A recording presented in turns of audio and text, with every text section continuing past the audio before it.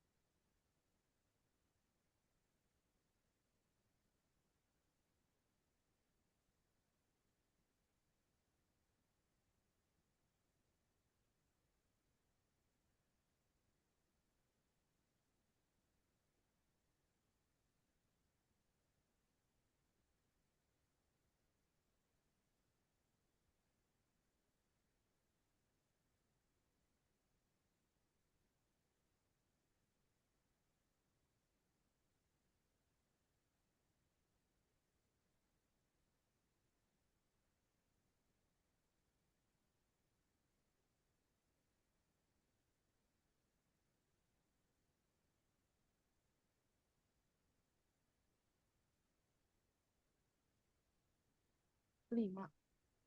Oke, kita coba ya. Awalnya dia bilang keadaannya diam ya, betul. Iya. Berarti omega nolnya nol. Iya. Kemudian alfanya 4. 4. Sudutnya ini apa? Delta theta kan? Ya nggak?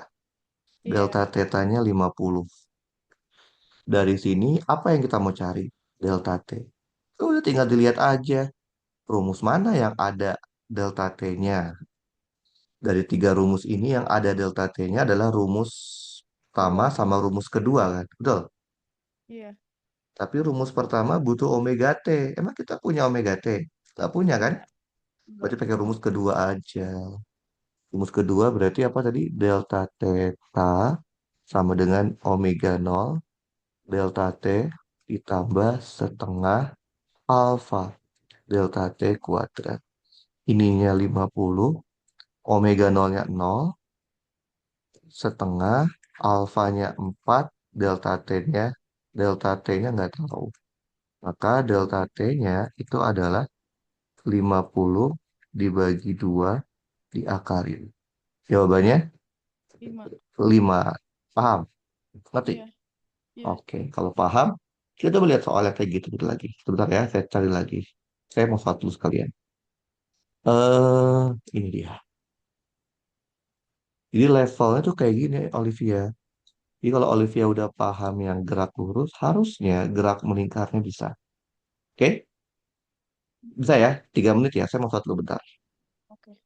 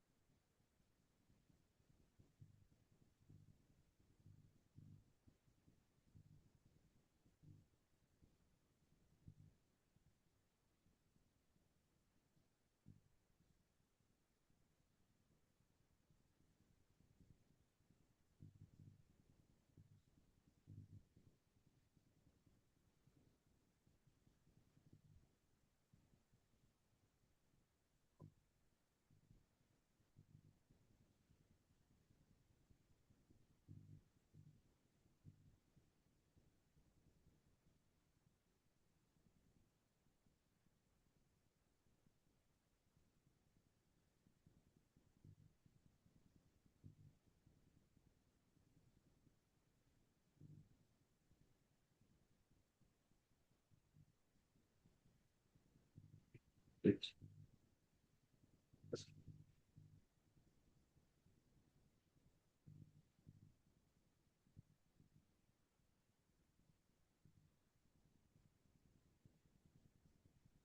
Olivia, Iya.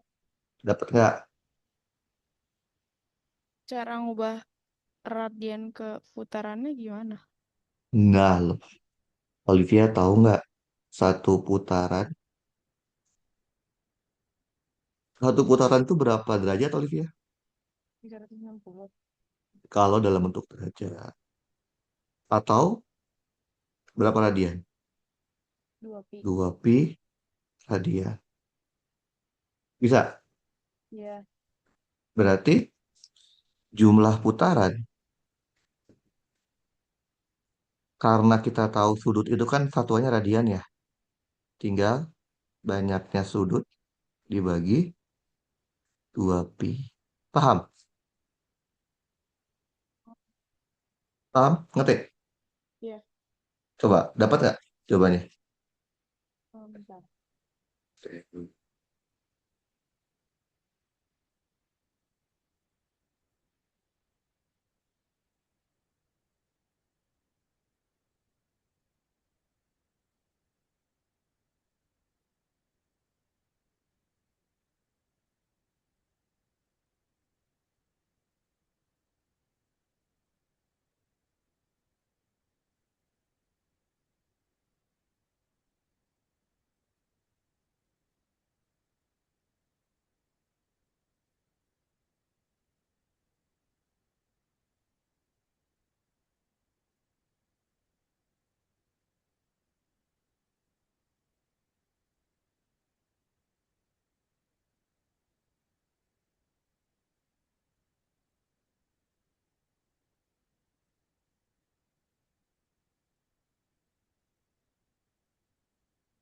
Berarti 25/2 pi itu. Berapa tuh hasilnya? Tahu. Lah, pi kan 3,14 kan? Coba berapa tuh? Oh, pakai masukin pi 3,14. Lah iya. Oh. Pi itu nilainya 22/7 atau 3,14. Pi itu hanya bernilai 180 derajat kalau dia di dalam sin, cos, atau tan. Ngerti? Iya. Jadi ini berapa?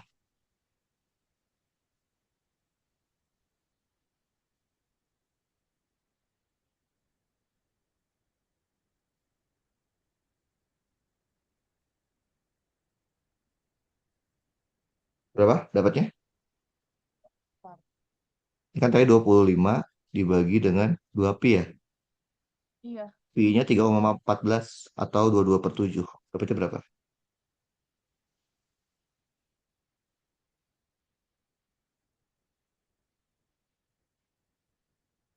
3,9. Iya, 3,98 kan? Ya, Iya. jadi kira-kira mendekati 4 putaran. Ngerti? Iya. Ah, oke, lagi ya, kita coba lihat lagi ya. Jadi secara konsep harusnya Olivia udah ngerti gerak melingkar karena secara prinsipnya dia sama kayak gerak lurus Olivia. Coba lihat ya. Hmm,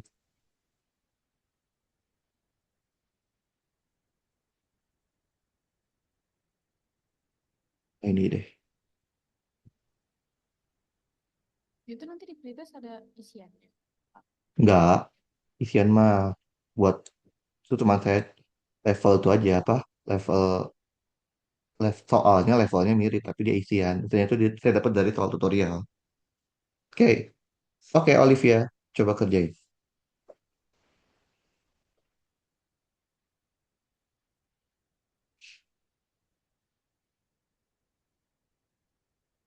Kalau pretest soalnya pasti PG bisa sampai E bisa. Oke, coba ya. 3 menit.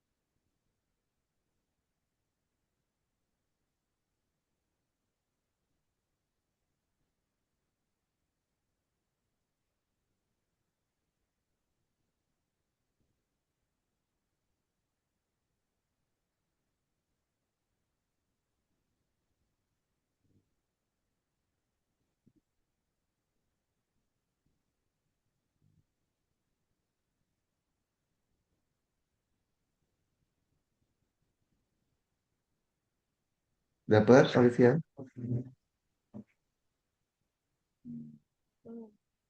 Ini Coba berarti dikerjain. fungsinya diturunin gitu.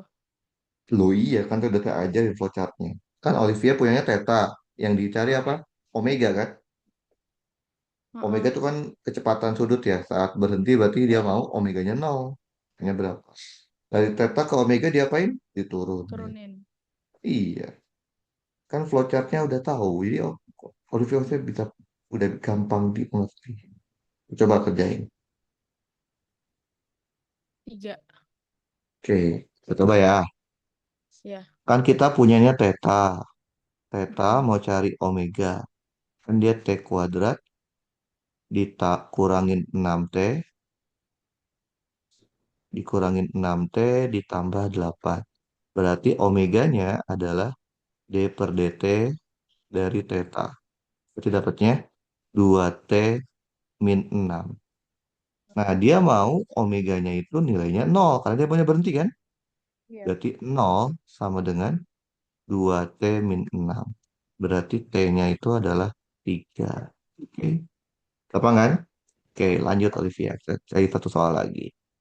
Jadi levelnya itu seperti itu, nggak susah banget. Nah ini,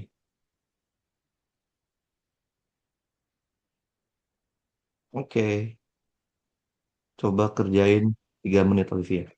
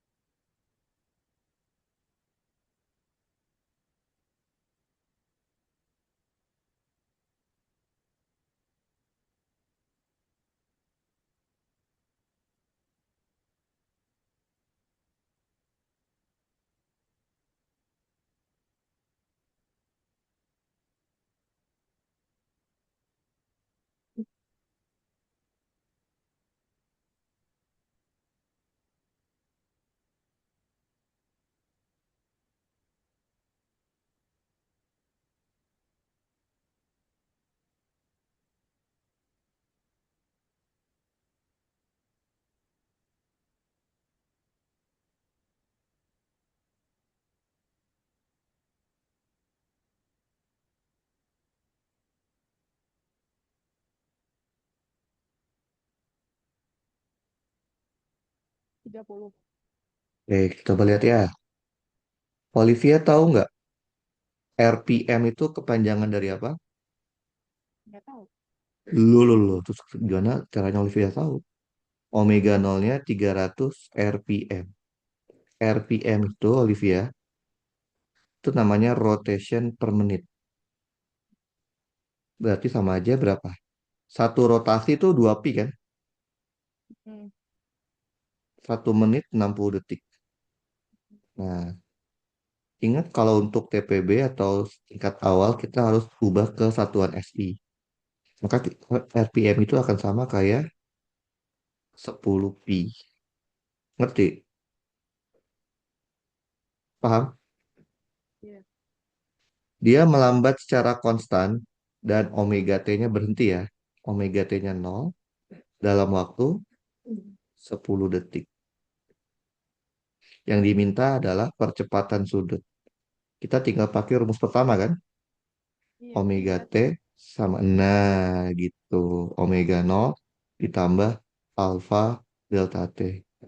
Omega T-nya 0, omega 0-nya adalah 10 pi, alfanya itu nggak tahu, delta T-nya 10. Berarti alfanya itu adalah negatif pi. Negatif hanya menunjukkan kalau si bendanya itu diperlambat.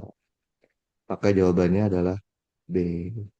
Tadi pasti Olivia nggak masukin RPM ya, mengira RPM itu sama dengan radian per second ya. Betul ya? Jadi RPM itu rotation per menit artinya. Ini biasanya dipakai di alat-alat kayak di mobil. kalau mobil-mobil tuh kan kadang kalau Olivia lihat di mana di dashboardnya suka ada ya berapa RPM kan, itu menandakan berapa putaran dari eh, gear, biasanya dari gearnya. Di RPM itu kepanjangan dari rotation per menit. Oke. Oke, gampang kan Olivia? Mudah, gampang kan? Ma- Oke, sampai sini ada pertanyaan nggak Olivia? Enggak. Oke, kalau tidak ada, seperti biasa nanti saya akan kirimkan catatannya lewat adminnya atau itu untuk rekaman juga akan saya kirimkan setelah saya selesai upload ya. Oke, Ya, mari Olivia. makasih Kak.